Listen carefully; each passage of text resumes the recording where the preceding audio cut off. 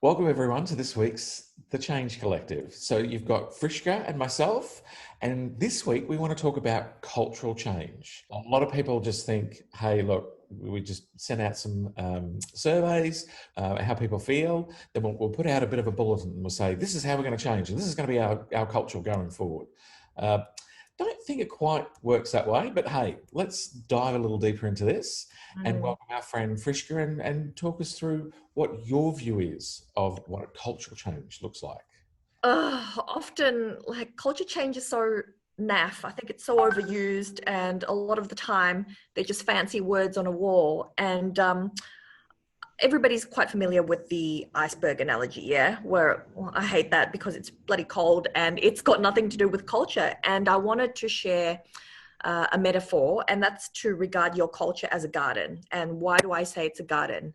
It's because it's created by people organically, and it's a living thing. It continuously grows and evolves, and it has to be tended to and regularly nurtured, because what happens if you don't take care of garden? It'll either wither and die, or it'll be overrun with weeds. And weeds are those unethical behaviors. They are toxic people. It's destructive conflict, confusion, and disengagement. So just like a garden, your culture needs ongoing care and nurturing if it's to grow and thrive. So there you go.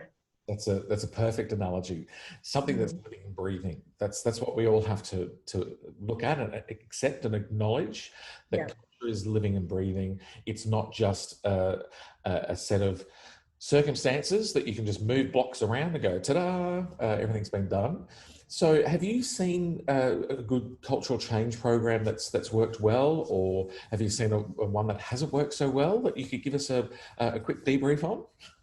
Uh, yes, two come to mind actually. So ING, a few years ago, they were in the midst of the EU banking scandal, and they embarked on a culture change.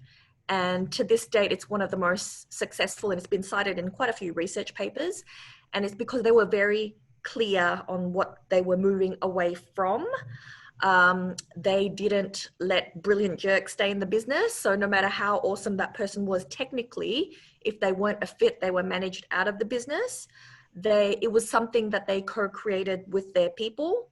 So they sought feedback on desired behaviors. They were based on 4 traits, and those 4 traits had 3 to 4 examples of each. And they created what is now called the Orange Code, and you live and die by that code. So they provided clear, simple guidelines for people to follow, and it then fed into their reward recognition programs and how they develop people. They also developed their own bespoke app, which allowed people to send pats on the back. They called it a kudos app for exhibiting the desired behaviors. So it was a very holistic approach that was very, very effective. Yeah. Yeah, no, that's very important to make sure that you are holistic, because there's a number of things that you've just touched on there in terms of leadership, in terms of the systems and the processes that are in place to support that, reward and recognition. So many things that come together to make sure that you've got the right behaviours. And yeah, we don't necessarily want to have those toxic people.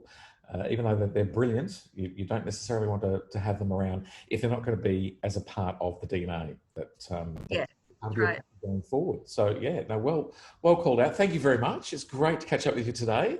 So stay tuned, everyone, as we continue on with cultural change in the Change Collective this week. See you next time. See you next time.